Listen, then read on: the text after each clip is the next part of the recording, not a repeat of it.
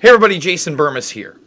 And obviously, the news about COVID-19 coronavirus is moving extremely quickly, especially in the martial law aspect, not only in the United States, but in my neck of the woods for sure. So before I go to my guest and get a UK, more global perspective on what's happening, we had Trump just give his press conference. They're still talking to us like children. Remember, this is a slow rollout. 1929 meets 9/11. We had further confirmation of that with another market crash today. In fact, during the Kramer show this morning, while everything was suspended, I believe for the third time since they put those rules into place, he talked about what was safe to buy in this new world order.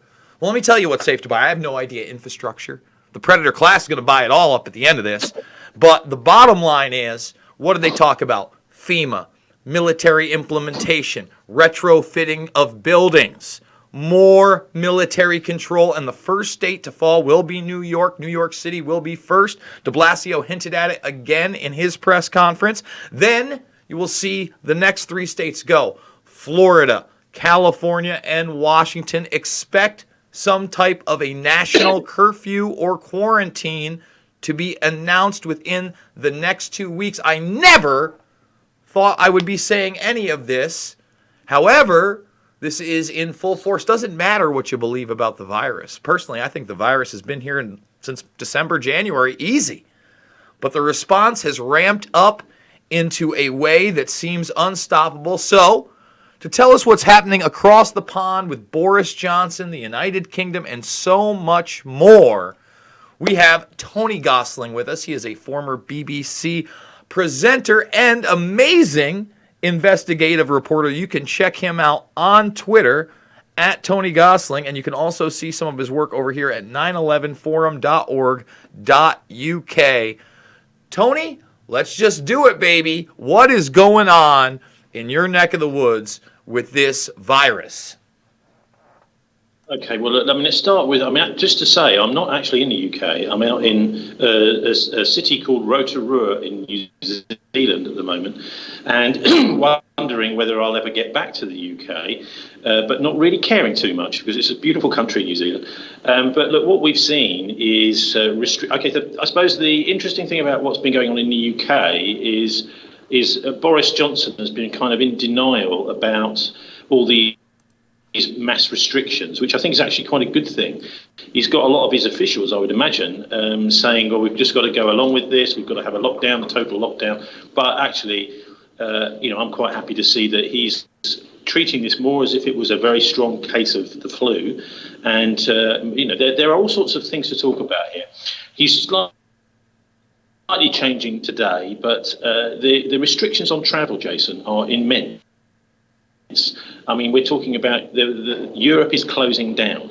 Now, the question really has got to be, well, there's two main questions with this virus. One is it natural or is it man-made? That hasn't been addressed at all by our mainstream press. There has been no investigation really into whether this is some kind of bioweapon in some way manufactured virus. But also, really importantly, is whether these sorts of restrictions are actually justified and whether the actual effects that we've seen of this virus are in any way much greater than, say, for example, a tough bout of flu. So the idea that you're closing Europe down, well, I mean, we've heard the people on the news calling for a total lockdown. Is this sensible? Of course, I don't think it's at all sensible. But I will point out that, for example, we have 29,000 a month people dying of starvation, and nothing really seems to be being done about that. We've got 50,000 people in the 2017-2018 winter in the UK.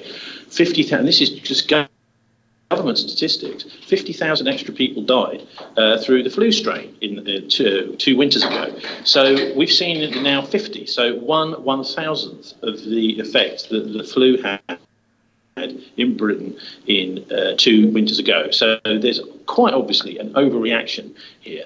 Well, let's talk about it from this aspect here. I would suggest it's deliberate. Well, look at the United States flu season.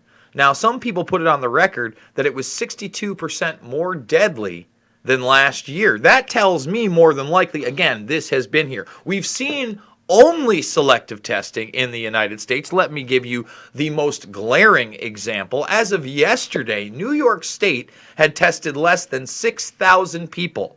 Let me repeat that. Less than 6,000 people when you have more than 10 million people in New York City alone, stock another 4 million plus over in Long Island, and then the rest of the state. That's the entire state. Now, most of those people were tested where? In that New Rochelle hot zone in Westchester. It's not so hot. You see, if they'd been testing and being honest, we had positive tests in February in Niagara, Buffalo. They still haven't admitted to some of the confirmed ones in my county, in Otsego County. And the reason is that's where they put the military first. They put the military in New Rochelle first at the exit point of New York. You cannot get out any other way than the three exits they are now going to block off, which is the Cuomo Bridge, the Washington Bridge, and of course the Lincoln Tunnel. And lock off these people, quarantine them. We are in a slow rollout phase, Tony. I fear that all of these decisions have already been made, my friend, and we're at the behest of them. I mean, there is no way that everything I have said is not happening. And the other thing that's just started, because the market cap collapse today, are bank runs, and they are limiting how much cash you can get out in certain areas.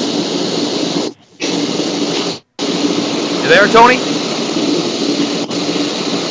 Seems I lost him. Can't hear you, Jason. Yeah, I hear you. But anyhow, I could just continue. The effects is what they're doing is they're trying to digitise the community. So that is to say, you can have your community, but it's going to be by digital means. You can have all your associations, all your friends. You can be chatting to them on Skype. You're going to be doing all this stuff by electronic means. When of course that is not confidential. This starts to look like an attempt of mass surveillance. But the other aspect of this is that what they're doing is they're increasing surveillance by saying that, well, we're going to be keeping an eye on you, and if you don't self-isolate, and if you walk out of the front door, we're going to be using surveillance means to track you, and then we're going to come and pounce on you with the police and stick you in jail, or possibly fine you or whatever. But anyway, you're going to become a criminal. You're going to be criminalised, and we're going to be using surveillance to track you. So I would say the most important thing to take from this is it's a dog whistle thing, but I think what we'll be seeing in the next days and weeks is extremely fast pushing for mandatory vaccinations, and the idea that you can beat a virus with vaccination is increasingly there, because you cannot beat this virus. This is one of the things I'd say is the virus needs to be able to go through the community, obviously take normal measures, but I mean, I will tell you now that I've looked at all the symptoms, Jason, and I think it's quite possible that I had coronavirus in December, because most of the symptoms, I had 3 weeks basically of really strong flu, a week in bed, and so there is also, of course, questions about the origin of where it came from. Some people saying Munich, other people saying Seattle. It's quite possible that it wasn't in China at all, but that's where the news story started. And this is the one key thing about all of this, is we haven't heard on any of the mainstream press anybody, any expert, psychiatrist, psychologist or whatever, talking about this as potentially a government and media hysteria. All we've heard, and we've seen one or two people, vox pops of people in the street saying, well, I think it's an overreaction. But of course, they won't allow any of the experts, or they've not been asking any experts on to talk about it as potentially, that sort of hysterical reaction. They haven't been publishing the reasoning in Britain. We've had our elections cancelled in Bristol, and all the local elections in Britain put off for a year, which means, of course, that the next election will be taking place in the next flu season, which, of course, is completely crazy. The government advisors said you should delay it 6 months. Boris said, no, we're going to delay it for a year. So there is an enormous. So what we're saying effectively is you've got to have an emotional response to this. So what happens is the press making a terrible fuss about the whole thing, and everyone says, oh, we've got to do something, but there is no reasoning released to the public as to why the decisions that are being made are being made. That idea of having an emotional response is increasingly, I think, what the media is being used for. So, for example, showing pictures of babies and then saying, oh, we're going to have to go to war in this situation, dying babies, by the way, using things like children to, get people people's heartstrings, and without actually explaining the reasoning behind it. So a police state agenda potentially here, and also it's impossible really to battle this. They're saying they've got to flatten the curve. Well, that's fine. You want to sort of make sure that the increase doesn't happen the way it does, but it's bound to in any kind of flu season. It's simply not going to. And actually, by the way, also on the mandatory vaccinations, there was a doctor in the Daily Telegraph back in November saying he believes that they're going to have mandatory vaccines. I was chatting to some Germans yesterday here over in Rotorua, visiting the place, that was saying, well, hang on, we think that you should be mandated to have vaccinations. If I believe in it to have that vaccination, I said, well, we might have to have a little fight about that, because it's my body, I will decide. Informed consent. That's the way that in a normal democracy works. You inform the person, and then they can consent if they wish to have a vaccination. The idea of mandating it, well, this is Dr. Goebbels' territory, and by the way, there's all sorts of nasty stuff in these vaccines potentially. We don't know what's in them. In fact, they're patented, they're secret. We're not allowed to know what's in them, but we've got to trust these pharmaceutical industries. I think one of the things to take away from this is the profit motive has been fueling all sorts of dodgy stuff from the pharmaceutical industry, Jason. I've seen over the years enormous amounts of changes in the way these things operate. If these things are patentable and patented, that induces an enormous great incentive to get them governments to accept them worldwide. Of course, we know that Big Pharma has got much more power and lobbying pressure with governments than ordinary people like you and I saying, well, actually, I don't really want this. And by the profit motives of the Big Pharma, that I think is one of the main things that's driving this. Well, Tony, I really do believe that there's a massive race of get vaccine. In fact, they're actually, Tony, if you can hear me, pushing that out and making an enormous. They're already testing the first vaccine today.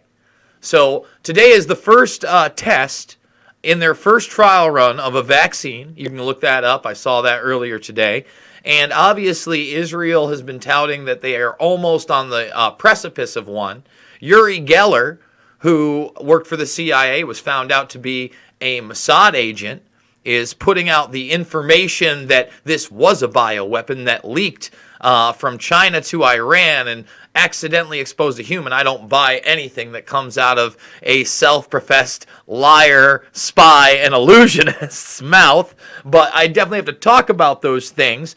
I think one of the big things that needs to be talked about and isn't, no matter what you think this virus is or where it came from, we know that the coronavirus has been around forever, and now we got this novel coronavirus, or COVID-19. Well, they're already telling us there's two strains. Well, if there's two strains, why is it called the same thing? And they keep trying to sell you on a mutation. I'm not so sure that's the truth. You see, if you seed the lower strain, the one that just usually gives you the flu everywhere, well, then people are going to test positive for COVID-19.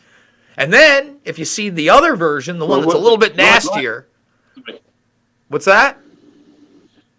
Well, I was just going to say, for me, one of the most convincing bits of evidence is from New Delhi University. The virology department there released this non-peer-reviewed paper right at the very start of the outbreak saying, look, you've got two little nodes of AIDS on this virus. What's that doing there? It certainly indicates that it's a man-made virus.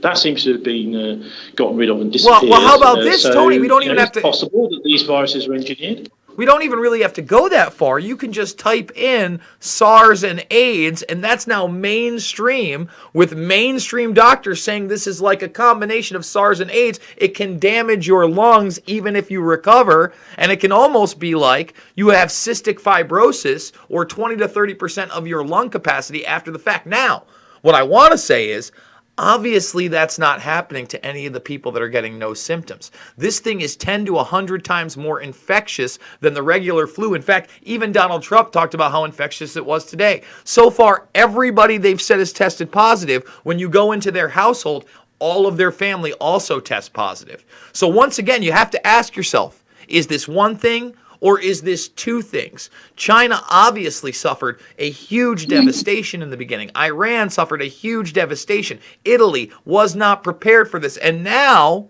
we had the U.S. during this whole time either doing no or selective testing and then covering up the numbers. In fact, I have this one from Sean Carter. This is an important message. A friend puts the cause of death on certification in several places in Florida. Everything that had coronavirus on it was changed to other causes of death, dozens of them. Now, people may say, Jason, conspiracy theory. However, if you watch this press conference, which, believe it or not, is now 11 days old, which I did, which the media didn't play for some reason, and you had the family members of 5 of the people that died in Kirkland, and then you started looking at the numbers. Well, it turned out by the 5th or the 6th, there were over 30 deaths since the 19th of February there. And then you had a woman who sits there with her... Oh, we lost Tony for a second. Hopefully we'll get him back. The connection's tough, guys. So then we had her, a woman say, my mother had no symptoms. They told me she had no symptoms. And then she was dead within 5 hours. And they didn't even want to test her post-mortem for coronavirus at all. I mean, Tony, I don't know if you can hear that because I'm hearing the static on your end. But it's clear that they've done selective testing. And in these outbreak zones, we now have military. We have military in Florida over at Broward County. We've got military in Philadelphia. We've got military in New Jersey. We've got declarations everywhere. Martial law has already been declared. Medical martial law, a.k.a. snatch and grabs, has already been declared. I hope we don't get to forced vaccinations. Do you think that's a possibility, Tony? Well, okay, I'm going to assume that you can hear me okay. Yep. I can hear you sort of on and off. But anyhow, look, the mortality rate, things like the age of the victims, is not really being spelt out to the public. These are the things we need to know. There's very little discussion about the fact that this is really almost only affecting people over 60 years old, that is, people with pre-existing conditions. Very little discussion about that. The idea is that, you could kill your kids. It's very, very unlikely to do that. You can see by the stats. But also, there is a psychological element to this, Jason, which I find fascinating, is that there are pre-existing. Go out there and have a look. The washers and the cleaners. These are people who are psychologically ill, mentally ill, with something called OCD. Now, this is the way that the reporting is going on. It's feeding this kind of part of our minds that wants to be concerned and worried. And this is why I call it hysteria. The washers and the cleaners are being fed, and they're almost becoming. We are all being turned into these OCD characters that are washing and cleaning everything obsessively, day after day after day. So that, I think, is a fascinating side to all of this. Like I know someone who was afflicted with this mental illness, but it's almost as if we're being all convinced that we're all OCD people. Now, I'm not saying don't wash your hands. But all I'm saying is we need to have a reasoned and informed decision about what's going on. And we know for a fact that we've got units out there like Brigade 77 in the UK, which is a disinformation arm of the British military. We also know that many of these things, like the travel bans, are the sort of things that come in time of war, and the police state, of course, controlling people, by controlling their movement, controlling travel, all that sort of thing, rather a warlike thing. So there's no reason why, and obviously you've talked about the military in the US being involved, so why not consider that some other aspects of the military are also involved that we're not being told about? So we're looking, I think, to sum up, an attempt to bring in mandatory vaccination and also a police state in the background. And also, I suppose, there's an attempt to make sure that the mainstream media are surveilled to see if there's any journalists in there that would dare to bring explaining to universities all over the world that will talk about media hysteria and explain examples of that from the past. And I don't believe that this strain is much greater than that we had in the UK 2 winters ago, and yet the reaction has been absolutely unbelievable. And I think it's all about power and control. But I'm not saying don't wash your hands. I'm not saying don't care for your loved ones. What I'm saying is don't get vaccinated necessarily. necessarily.